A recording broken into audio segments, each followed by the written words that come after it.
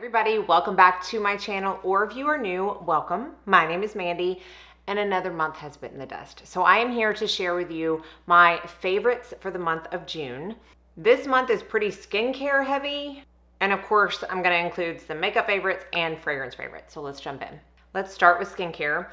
I am going to start with SPF. I have two favorite SPFs, both of which I did videos on in the month of June. One is tinted and mineral, and one is chemical and non-tinted. The first is the Merit The Uniform Tinted Mineral Sunscreen. This is a broad spectrum SPF 45. I did, again, an entire video, so I'm not going to speak too long on this, except to say that I use this as an SPF and not a skin tint.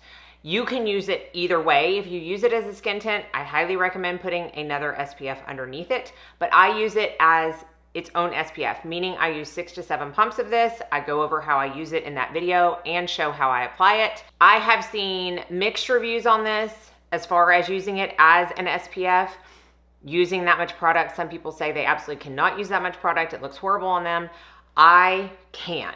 And layering it like I do, it does not look thick and heavy on me. It does not feel heavy on my skin. It does not look cakey around my pore area. I have no issues with this and I love it. So my favorite way to wear this is if I'm not wearing makeup at all and have this be just a good coverage tint that also provides my SPF, or by topping it with a powder foundation, or honestly a regular powder because it has such good coverage on its own. But other than the purpose of showing it for that video, I have not used it as just a skin tint on top of another SPF because I like it so much by itself. So definitely a win this month for the tinted sunscreens. And then I also did a full video on the new Numbuzin 9 Plus SPF. This is a chemical-based sunscreen. It is non-tinted. It is what I have on today. So while it is very glowy, I am not wearing a matte foundation today. I'm actually wearing the new Chantecaille Future Skin in preparation for my review video. That is absolutely the farthest thing from matte, and I don't feel like my face is too glowy.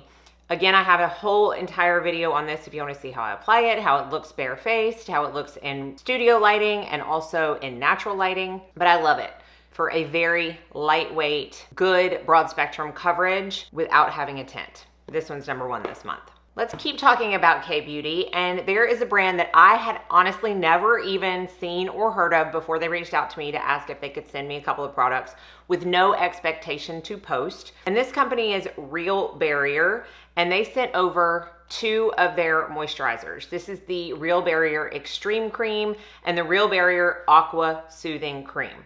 So the Extreme Cream is, as it states, a heavier, more extreme cream for drier skin types. I don't know if you're gonna be able to see how heavy, but it's like you really have to kind of dig in there to get any product out. It is a very thick cream. It does have some oils in it, so it's not oil-free, but it also is packed full of really soothing ingredients while also hydrating ingredients. So it has glycerin and panthenol and allantoin. It's so nice. It doesn't have a fragrance, and I do feel like it really is soothing and super hyper moisturizing for the barrier. While this one, the Aqua Soothing Cream, is, as it states, a much lighter texture, almost like a gel. This one has a little bit more of a fragrance, which I think comes from the bergamot oil. So again, this is not oil-free either, but it is much lighter weight than the Extreme Cream. So I can use this during the day, even in the summer, and still feel like it's not too heavy, but it does provide enough hydration. And again, this one does include some more perfuming agents in them without being a synthetic fragrance, so keep that in mind. But I like using this one during the day, I like using this one at night, and I also really like them mixed together. But you get a lot of product. It's a 1.7 ounce, and I like them, so I wanted to talk about them. Now let me talk about another product that I know has such a huge following and a huge love, and I totally understand why. I actually bought this product last year, used it, found out that it broke me out, so I gave it to Chad. He used up the entire thing and loved it. So I was honestly about to buy him another one when the company reached out and wanted to send me a few products. So I thought, you know what? Go ahead and send me that again. I want to try it again. and see if it works. This is the Experiment Super Saturated Barrier Support Serum, which is basically a 30% glycerin-based serum. Clearly, I have no issue with glycerin when it's in other products. I just talked about that moisturizer, or those moisturizers that both have glycerin in them. Glycerin is in so many products, but it is rarely at a concentration of 30%. It is very, very, very hydrating. I know a lot of people who use tretinoin swear by this. It's the only thing that keeps their flaking at bay.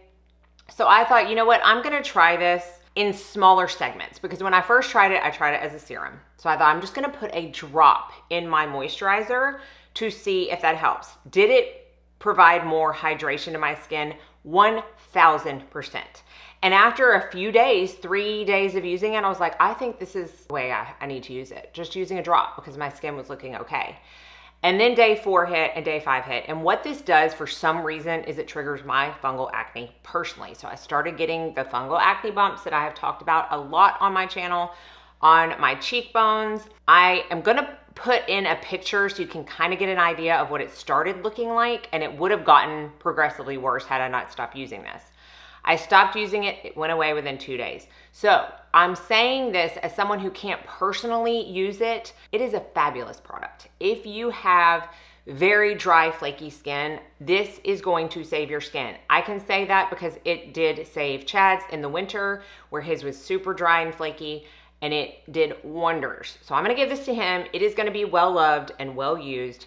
It just didn't work out for me. But they also sent me a lip balm and a cleanser, which I love. But I just wanted to talk about that because I think it's important to note that when you see these videos from creators that are like, don't buy this, save your money. These products are awful. Big X's on their thumbnails and stuff. I just can't get on with those videos, because you wanna know what?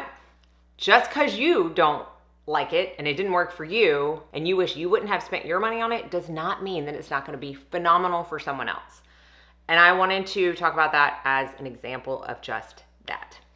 All right, that's it for skincare. Let's jump into makeup. I only have 3 actual makeup products and 1 brush. When I wasn't wearing the Merit, when I wasn't trying out the Chantecaille Future Skin for my video, I was loving the G Beauty Moisture Tint. I have the Prime Skin, I have the Stick Foundation, and now I have this. And this is my favorite complexion product that G Beauty makes. It is so beautiful on the skin. I'm in the shade number 2. I love the color on me. I used it in a video this month. I love everything about it. It's a light coverage product. You're not gonna get like a foundation type of coverage with this, but the way that it leaves the skin looking, the color on me, everything about it, I really, really, really enjoy. So if you haven't tried G Beauty yet, or if you have tried their Prime Skin, because I feel like that's the one that's talked about the most, but you haven't tried anything else, I highly recommend looking into the Moisture Tint. 2 eyeshadow products that I used pretty much interchangeably throughout the month. G Beauty again, I used this in that video. It's just a pink era for me right now. I know I have talked about that so much, and don't worry, this is the only pink thing I'm showing in this video. I don't even have pink blush on today. But this Soft Signature Eye Palette, they sent this to me, and I quite honestly wasn't overwhelmingly excited to try it, because when I first saw it online, I was like, oh, that looks nice. I'm just, I'm glad I get to try it because I want to be able to see what their shadows are all about. My word, this gives the prettiest soft pink eye look. The look that I did in that video, I have done on repeat with this palette. I love it so much. It is soft. They are not uber pigmented. If you're looking for something that has a ton of pigment, this is not gonna be it. But if you're someone who doesn't like the palettes or the eyeshadows that have a ton of pigment because you feel like you can't use them as well, you feel like you spend more time blending them out than you do applying them, and you just feel like they're more trouble than they're worth, for you personally, this is the kind of formula that I would recommend to you. Really love the color story and the formula in this for those soft eyeshadow looks. And then the shadow that I have on today is a single that I have been wearing nonstop this month. This is from Chanel. I love Chanel singles so much. If I had to choose the formula of the singles versus the formula of their quads and palettes, I would choose this over and over again. And this particular shadow is one of the newer ones that they brought out, and it's in the shade Latte Frappe. and it is just this gorgeous warm brown shade. It is all I have on my eyes except for a liner. I took y'all's advice and got the Victoria Beckham terracotta liner, and y'all are right. I love it. So I have this in my crease and blended under my eyes, and then I have the terracotta liner smudged out, and that's it.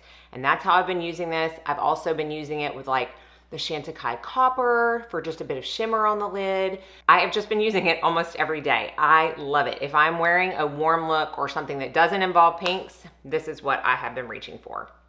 Let me swatch it for you, even though you can see what it looks like on my eyes.